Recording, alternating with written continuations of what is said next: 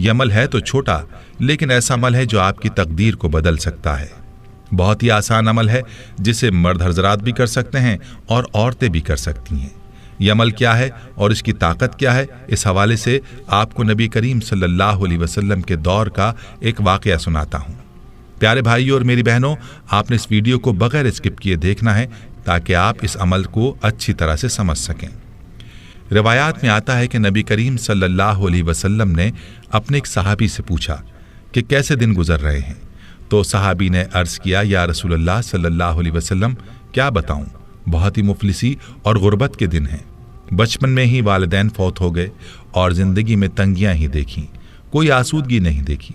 نبی کریم صلی اللہ علیہ وسلم اپنے صحابی سے باتیں کر رہے تھے کہ حضرت جبریل علیہ السلام تشریف لائے اور آپ صلی اللہ علیہ وسلم کو یہ اطلاع دی کہ جس صحابی کے ساتھ آپ بات کر رہے ہیں اس کی زندگی کل ظہر تک ہے۔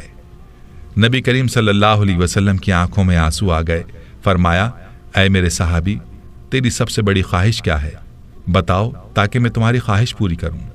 صحابی کی آنکھوں میں آنسو آ گئے اور بولا، یا رسول اللہ صلی اللہ علیہ وسلم، میں نے زندگی میں کبھی میٹھا نہیں کھایا اور میری خواہش ہے کہ میں زندگی میں میٹھا کھاؤں، اور دوسری خواہش یہ کہ مجھے زندگی میں نیک بیوی مل جائے تاکہ اس کے ساتھ آسودگی سے زندگی گزاروں۔ نبی کریم صلی اللہ علیہ وسلم نے حضرت ابوبکر، عمر اور حضرت علی رضی اللہ عنہم کو بلایا اور اس شخص سے پوچھا، کیا تمہاری نظر میں کوئی رشتہ ہے؟ تو اس نوجوان نے کہا، میرے چچا کی بیٹی ہے جو خوبصورت بھی ہے اور نیک بھی، لیکن میری غربت کی وجہ سے وہ مجھے نہیں پوچھتے۔ تو نبی صلی اللہ علیہ وسلم نے اس کے چچا کو بلایا اور فرمایا کہ تم اپنی بیٹی کا رشتہ اس صحابی کو دے دو جو تمہارا بھتیجا ہے، اور فرمایا کہ میں نے اس کا نکاح تمہاری بیٹی کے ساتھ کر دیا ہے۔ اب اللہ کے نبی صلی اللہ علیہ وسلم نے صحابی سے کہہ کر اس صحابی کو شادی کا انتظام کروایا اور حضرت ابوبکر صدیق رضی اللہ عنہ سے فرمایا کہ اس کے لیے میٹھا پکوائیں تاکہ صحابی کی میٹھے کی خواہش بھی پوری ہو سکے۔ یوں صحابی کی شادی ہو گئی۔ اس صحابی نے اپنا مکان پیش کیا، وہ صحابی اپنی دلہن کے ساتھ اس گھر میں چلے گئے، ان کو ضروری سامان بھی دے دیا گیا اور میٹھا بھی ان کے لیے پیش کیا گیا۔ اللہ کے نبی صلی اللہ علیہ وسلم نے ایک صحابی سے کہا، ظہر سے عصر تک اس گھر کے ارد گرد رہیں، اور جیسے ہی رونے کی آواز سنائی دے تو آپ صلی اللہ علیہ وسلم کو اطلاع دیں۔ وہ صحابی وہاں موجود رہے، لیکن کوئی رونے کی آواز نہ آئی، بلکہ خوشی اور ہنسنے کی آوازیں ہی سنائی دیں۔ عصر کے وقت اس صحابی نے نبی کریم صلی اللہ علیہ وسلم کو سارا ماجرا بتایا تو آپ صلی اللہ علیہ وسلم سجدے میں گر گئے اور اللہ رب العزت سے عرض کیا، یا اللہ، جبریل علیہ السلام نے تو مجھے اطلاع دی تھی کہ صحابی کی زندگی ظہر تک ہے، لیکن یہ کیا ماجرا ہے؟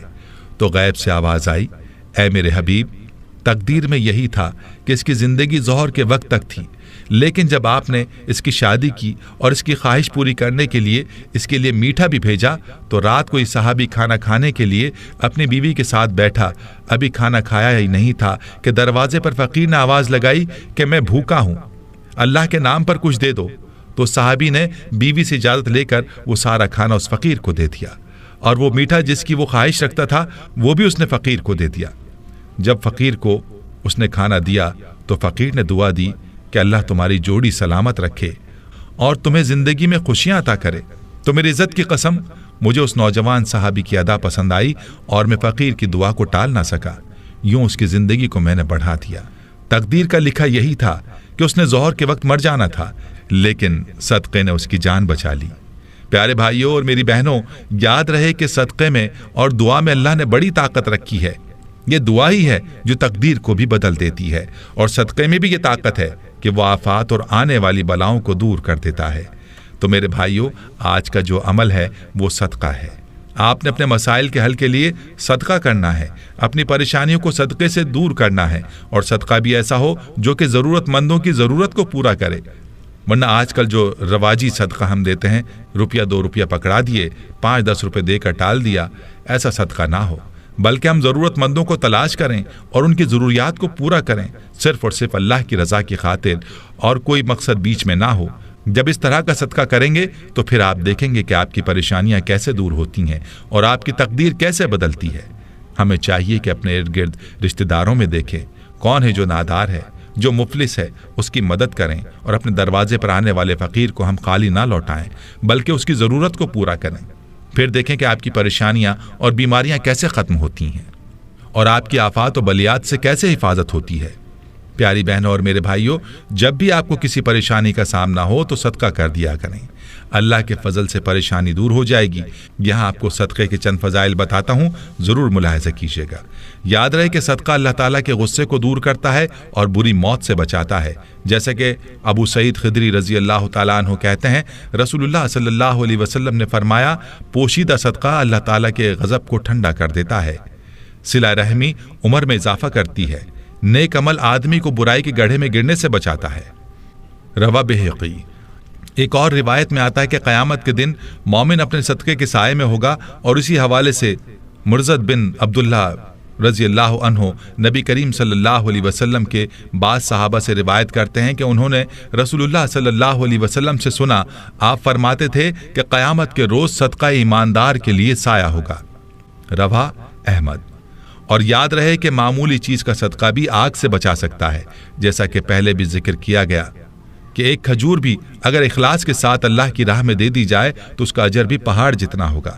اور عدی بن حاتم رضی اللہ عنہ کہتے ہیں کہ میں نے رسول اللہ صلی اللہ علیہ وسلم کو فرماتے ہوئے سنا، جہنم کی آگ سے بچو، خواہ کھجور کا ایک ٹکڑا ہی دے کر بچو۔ بخاری۔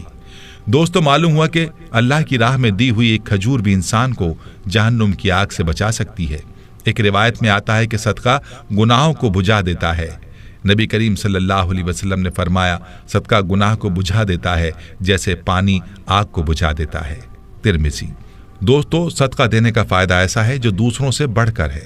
خود ہی سوچ لیجئے کہ پانی کس تیزی سے آگ کو بجھانے کا کام کرتا ہے، اور صدقے کی مثال بھی اسی طرح سے ہے کہ گناہوں کی آگ کو ایسے ہی بجھاتا ہے، یعنی مٹاتا ہے جیسے پانی آگ کو۔ دوستو، ایک بات یاد رہے کہ متعدد آیات اور روایات سے یہ بات معلوم ہوتی ہے کہ صدقہ دینے سے مال کم نہیں ہوتا، اور اسی بارے میں حضرت ابو ہریرہ رضی اللہ تعالیٰ عنہ کہتے ہیں کہ رسول اللہ صلی اللہ علیہ وسلم نے فرمایا، صدقہ دینے سے مال کم نہیں ہوتا، معاف کرنے سے اللہ عزت بڑھاتا ہے، اور عاجزی اختیار کرنے پر اللہ مرتبہ عطا فرماتا ہے۔